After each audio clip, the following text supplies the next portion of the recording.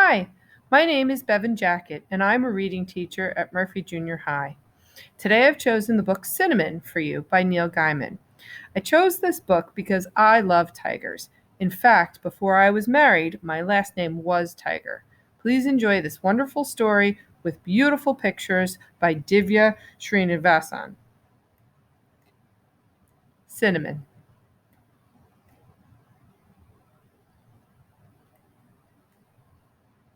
Cinnamon was a princess a long time ago in a small, hot country where everything was very old.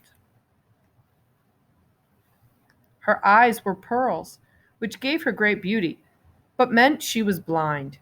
Her world was the color of pearls, pale white and pink, softly glowing. Cinnamon did not talk.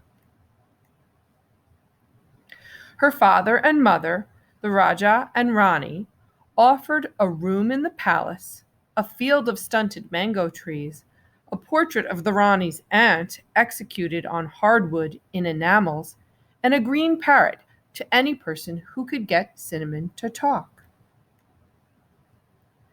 The mountains ringed the country on one side, the jungle on the other, and few and far came the people to try to teach Cinnamon to speak.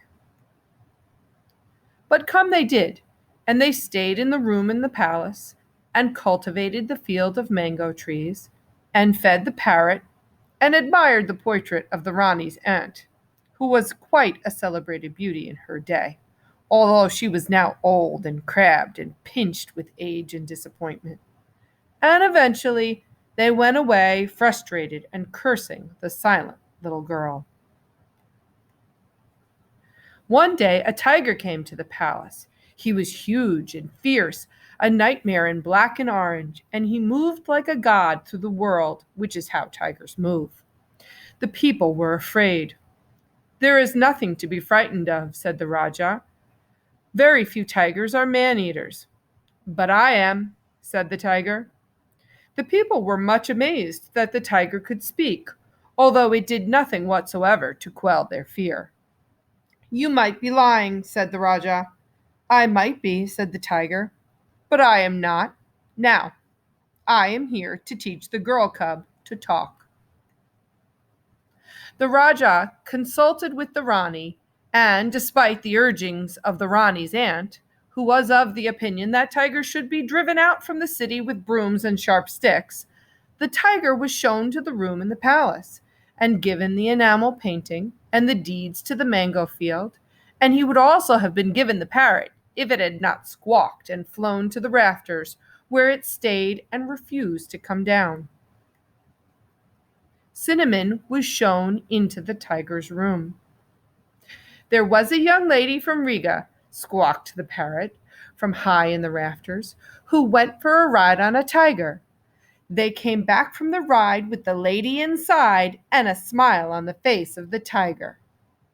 Although, in the interests of historical and literary accuracy, I am obliged to point out here that the parrot actually quoted another poem, much older and a little longer, with ultimately the similar message. "There," said the Rani's aunt, "even the bird knows." "Leave me with the girl," said the tiger. And, reluctantly, the Rajah and the Rani and the Rani's aunt and the palace staff left the beast with Cinnamon. She pushed her fingers into its fur and felt its hot breath on her face. The tiger put Cinnamon's hand into his. "Pain," said the tiger, and he extended one needle-sharp claw into Cinnamon's hand. It pierced her soft brown skin, and a bead of bright blood welled up. Cinnamon whimpered. "Fear," said the tiger, and he began to roar, starting so quietly you could scarcely hear it, working his way up to a purr, then a quiet roar like a distant volcano, and then to a roar so loud that the palace walls shook. Cinnamon trembled.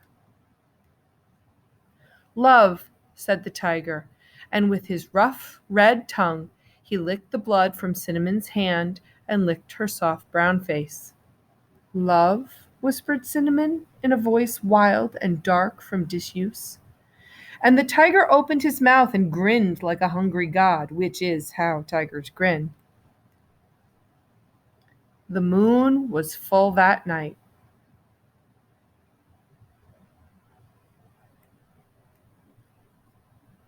It was bright morning when the child and the tiger walked out of the room together. Cymbals crashed and bright birds sang, and Cinnamon and the tiger walked toward the Rani and the Rajah, who sat at one end of the throne room, being fanned with palm fronds by elderly retainers. The Rani's aunt sat in a corner of the room, drinking tea disapprovingly. Can she talk yet? Asked the Rani. Why don't you ask her? Growled the tiger. Can you talk? The Rajah asked Cinnamon. The girl nodded. Ha! Cackled the Rani's aunt. She can no more talk than she can lick her own backbone. Hush, said the Rajah to the Rani's aunt. I can talk, said Cinnamon. I think I always could. Then why didn't you? Asked her mother. She's not talking now, muttered the Rani's aunt, wagging one stick-like finger. That tiger is throwing his voice. Can no one get that woman to stop talking? Asked the Rajah of the room. Easier to stop them than start 'em, said the tiger, and he dealt with the matter. And Cinnamon said, Why not? Because I had nothing to say. And now? Asked her father. And now the tiger has told me of the jungle, of the chattering of the monkeys, and the smell of the dawn, and the taste of the moonlight, and the noise a lake full of flamingos makes when it takes to the air, she said. And what I have to say is this: I am going with the tiger. You cannot do this thing, said the Rajah. I forbid it. It is difficult, said Cinnamon, to forbid a tiger anything it wants. And the Rajah and the Rani, after giving the matter a little consideration, agreed that this was so. And besides, said the Rani, she'll certainly be happier there. But what about the room in the palace, and the mango grove, and the parrot, and the picture of the Rani's late aunt? Asked the Rajah, who felt that there was a place for practicality in the world. Give them to the people, said the tiger.